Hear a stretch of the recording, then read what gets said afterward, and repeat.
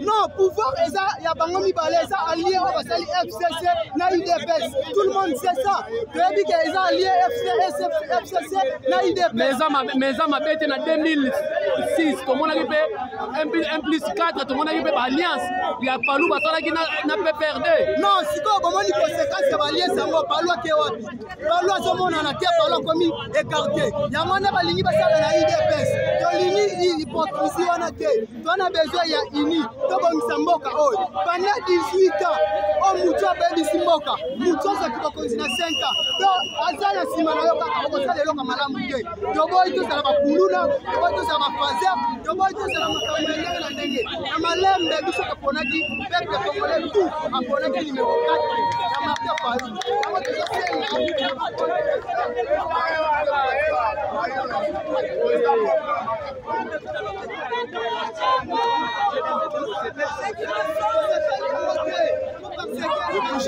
Depuis Genève, nous avons compris que Kamel Félix Kabila a joué une carte noire contre l'intérêt du peuple congolais. Et cette cour constitutionnelle qui est instrumentalisée par les régimes en France a fait ce qu'elle a pu faire selon les honnêtetés de ce Kabila. C'est vers le fait de la Cour suprême de France jusqu'à la nous allons obtenir ce pouvoir. Ces élections ont des enjeux très importants pour notre survie et nous le serons pour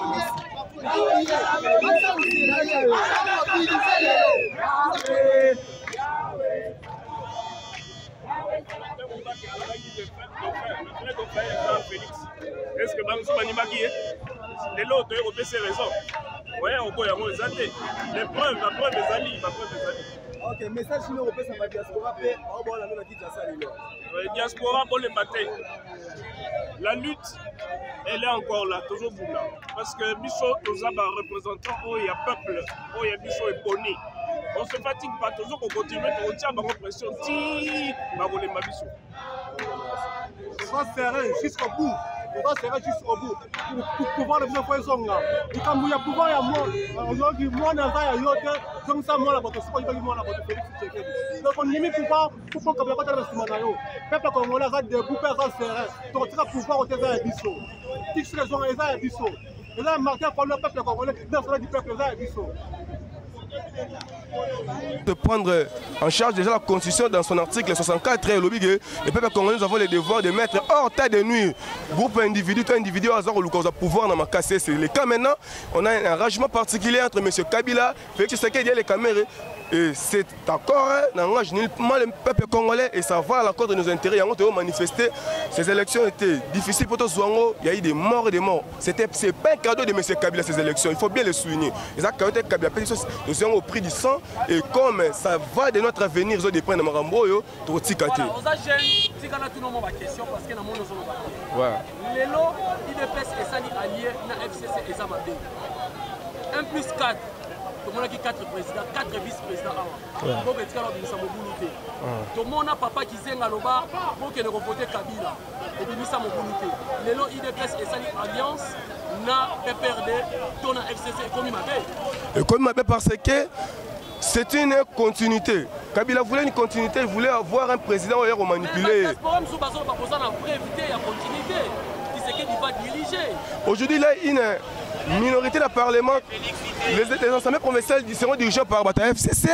Bon, on a le gouverneur dans la ville Nyos à Congo, les sénats, les a votés par les députés provinciaux.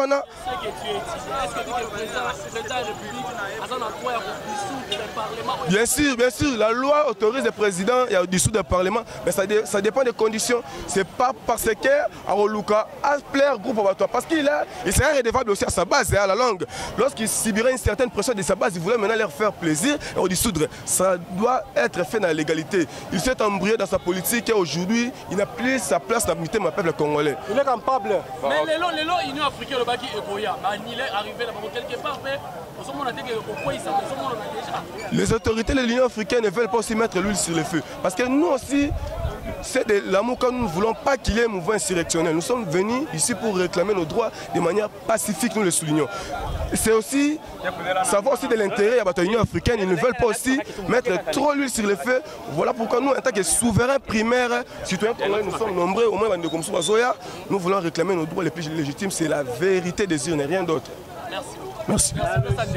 Bonjour papa. Oui, bonjour messieurs journalistes. Babengai na kombo ya Henri Kawele.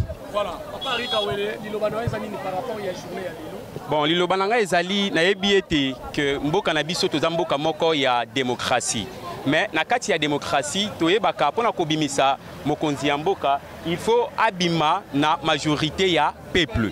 Totali toke na élection majoritairement voté monsieur Martin Fayulu, président de la République démocratique du Congo, élu sikoyo toye lelo pour s'exprimer liberté na biso toye bisa seni cour constitutionnelle oyo basali ke ba nommé monsieur Tshisekedi Tshilombo. To réclamer ba droit na biso, mais la police a empêché biso que to réclamer ba droit na biso té. Est-ce que démocratie et ça bongo to et ça bongo té? Voilà, na moni ba jeune bozolo batika na moni ba jeune bozolo. Oui. Est-ce que lelo il dépêche que ça la alliance? Soit disant na pépère de ton FCC de bozolo. Et ça voter comme moka. Bon, alliance wana na démocratie pouvoir bazwa on na ba accord té. Bon bazui pouvoir sur base des accords. On peut bazwa pouvoir en accord. Jean-Pierre Bemba, Jean-Pierre Bemba a sala na pouvoir ya monsieur Joseph Kabila. En plus, quand la réconciliation on est d'accord pour mettre la paix dans le pays. Mettons Messi. Non, on est d'accord gouvernement d'union nationale. Et d'accord gouvernement il y a 4 personnes plus un seul président et d'accord monsieur Joseph Kabila. Mais la minute où démocratie papa pouvoir va négocier avec la démocratie. Dans la démocratie on ne les négocie jamais. Mais n'a pas encore Rwanda, c'est quoi wapi base ya démocratie. Nga na zobe nga autocratie ya messieurs en place toujours aligné à s'accaparer toujours à Zalana RDC. Merci beaucoup Ndeko. Ndeko na mono za posa koloba. Babengi na kombo nani? Babengi nga na kombo ya Dizo Matachi. Voilà, liloba na eza nini par rapport ya ndenge bandeko bazo. Liloba na nga pona journée ya lelo eza vraiment journée moko oyo tolingai to manifester kati ya mécontentement na biso. Mais toye na tongo awa, moi je connais 3-5 amis oyo ba uti ko kangama na tongo ya lelo. Donc baye batu batelemi kaka na chaise ya parti, mais la police eye ekangi bango. Vraiment c'est regrettable. Et ça la stratégie, donc pouvoir négocier un système, ba tête, ba stratégie. Et non pas de stratégie, ils ont monté stratégie visible pour tout le monde. Ce n'est pas bien. Donc ça bangoge, naïb ça mais c'est Tshisekedi boy. Papa nae alitaki contre azalaki contre système. Exact. Donc système oyo ya koti le même système oyo papa nae alitaki. Mais dans la politique on dit tous les coups sont permis. Non. Les coups sont permis et il faut ça stratégiquement. Et ne pas facilement comme ça. De oser de tout le monde, non, ça ne peut pas passer. Donc, ils ont anti-valeurs. Oh, papa, n'a pas d'agolité. Nous ne voulons plus des anti-valeurs. Ben, catastrophe, n'a pas hommage, non, papa. Makamwana, il faut ici là.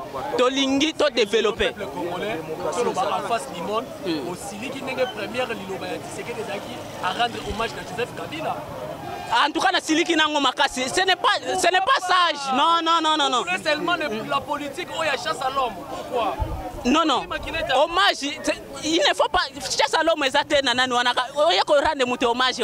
suffit pas de chasse à l'homme. Donc, on rend hommage c'est pas ça. Donc, on n'a pas besoin de rendre les gens hommage. Puisque les lobby payés par ça, les lobby doivent rendre hommage. On peut avoir un tout ça pour ça. To lingi sous flatterie ou anate. Donc, on a pour ça il y a pas valeur. Non, mon osolo ba bien. Il y a papa zela. Non, mon osolo ba bien. Est-ce que bique tout le monde, moi je suis chroniqueur politique. Est-ce que bique en Angola, tout le monde qui président il y a Angolais Lelo. Ça dauphin président. Qui sont en Angola, les lois balouent quel montant ça n'a pas. Pour faire sa petite chance. Asalagi ben catation, Félix Azo Salate. Mais c'est oyo abimaki ba négocier ba solo là qui parti na et bimisi. Parti na bango. Et ça tête de faire parti politique. Et ça la tricherie, et ça parti politique. Asalagi ni incatation. Même les lois na Congo ils a ba flatterie. De battu ba comment vivre na kata flatterie. Ce n'est pas bien. Merci beaucoup. Maman dit papa. Tkangalo papa. Papa.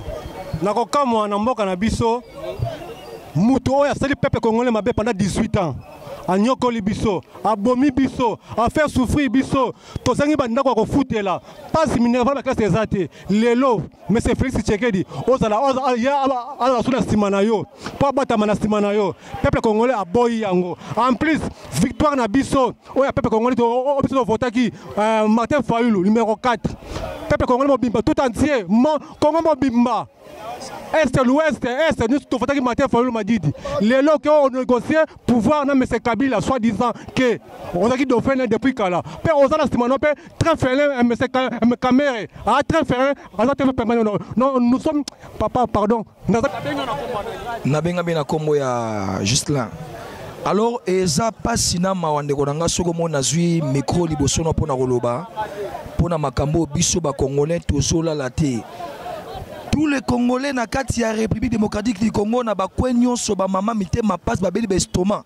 Comment on a que choix au peuple a porté sur Martin Fayulu, mais c'est Kabila na mayele na ya mabe na batuna ye ba détourner pouvoir au peuple a pesi na président na bango Eli. Voilà. Nazo sepela ko bozolo ba bozala maturité. Lelo to lo ba. Félix Tshisekedi abimi démon pour amener Kabila na CPIT, c'est ça non? Oh, non. Ce n'est pas seulement que Abimi de pas Abimi Kabila na CPIT. Pouvoir et démocratie bazorango na peuple. Parce que même diaspora zolo bango pour ça il y a peuple congolais qui Kabila ndaki. Oui, effectivement. Politique il y a chasse à l'homme. Kabila a des biens azanango awa. Congolais qui bénéficier nango te. CPIT zali eloko mo basali pour na koliaka bamboko ya bakontinent. Pour qui protéger pour te malgré ça là qui mabe. Quand même bon reconnaître et puis à sa soldat à 10 qui pouvoir à protéger Jean-Pierre Bemba Negonangai naina loba otuninga question salinga na pasina mawa otunanga motuna Frank Jongo na boloko bambulo ya sali asalaki aibaki nini abomaki nani Frank Jongo azana kata boloko bongo Kabila a plus de 16 millions de Congolais oyo ti le loso continuer ko boma soki asali mabe et que pouvoir nesili bongo justice oyo ya CPI mpona nini okanga ete non muta kosa yo te Tshisekedi alobi ke azofelte sagesse ya Kabila sagesse ya koboma bato azokorendre non tozala mposa na ete Lamuka akoki jamais ko travailler na pouvoir ya koboma peuple congolais. Lamuka akoki jamais ko travailler na pouvoir ya corruption, impossible.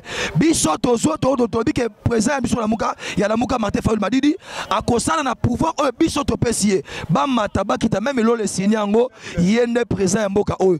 Félix Tshisekedi Tsikazali ayebaka ke ako diriger Congo te.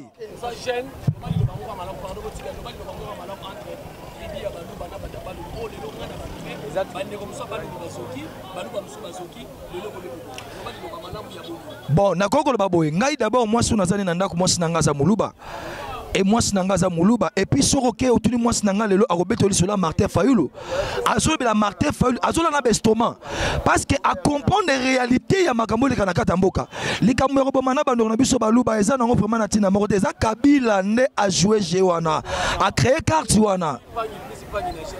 Non. Pangi, est-ce que Moïse qui a tout mazan de Koya Martin?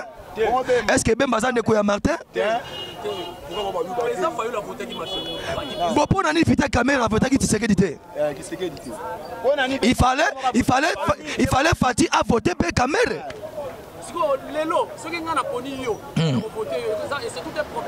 Non, c'est la démocratie. Oui.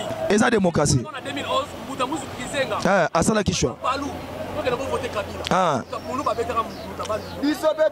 Tozobeta bandeko bazobeta baluba te bandeko bazobeta baluba te po soki ya non bazobeta baluba po nani parce que Tshisekedi a trahi le peuple. Yenda za exemplaire. Fait Tshisekedi bandeko le batango noso ke pouvoir au peuple. Mais coup de chapeau na ndoko na biso grand politicien na biso Mubake o alobi ke pouvoir ba négocier rangote.